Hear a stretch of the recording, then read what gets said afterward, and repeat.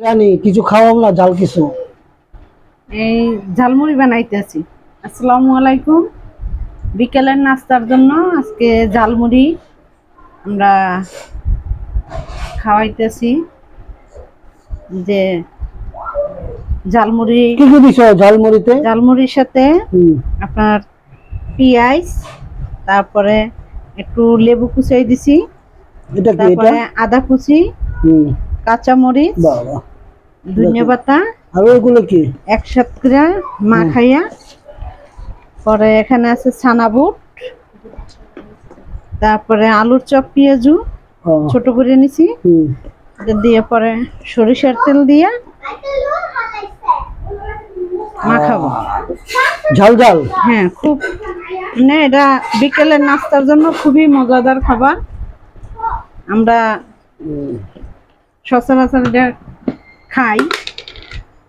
তারপর মুড়ি দেব। হুম। কি ঝাল ঝাল হবে খুব? হ্যাঁ, যে যেমন জাল খায়। হুম। আপনারা যদি বেশি জাল খান, আমরা বেশি জাল খাই তাই বেশি দিচ্ছি কাঁচামরিচ। হুম। যারা কম খান কম দিবেন, হুম। পরিমাণ মতো লবণ পরিমাণ মতো দিবেন। আচ্ছা। দিয়ে মাখায়া হুম। এটা খাইতে খুবই মজা। আমরা যেটা বেশিরভাগ কিন্তু রমজানে এটা খুব সবার পছন্দ। তো রমজান তো আছে, হ্যাঁ, রমজান ছাড়া রমজান খাইলে ছাড়া সেটা আরো মজা বিকেলবেলা লাগে। বিকেলের নাস্তার জন্য এটাই আপনারা খাবেন।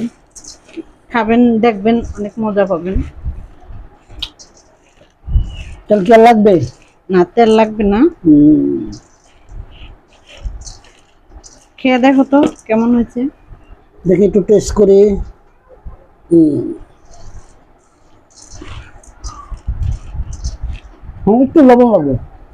হালকা লবণ লাগতেই পারে। হুম। হুম।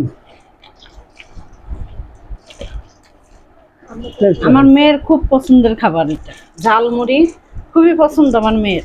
ঝালমুড়ি, ফুচকা এগুলো হইলেই তার চলে। ও আবার জাল পছন্দ করে, মিষ্টি খাইতে চায় না। আপনার এই চটপটি ফুচকা জাল। পরিবেশন করে সামনে দিবেন, যে কোনো জনে খাবে খুশি মনে।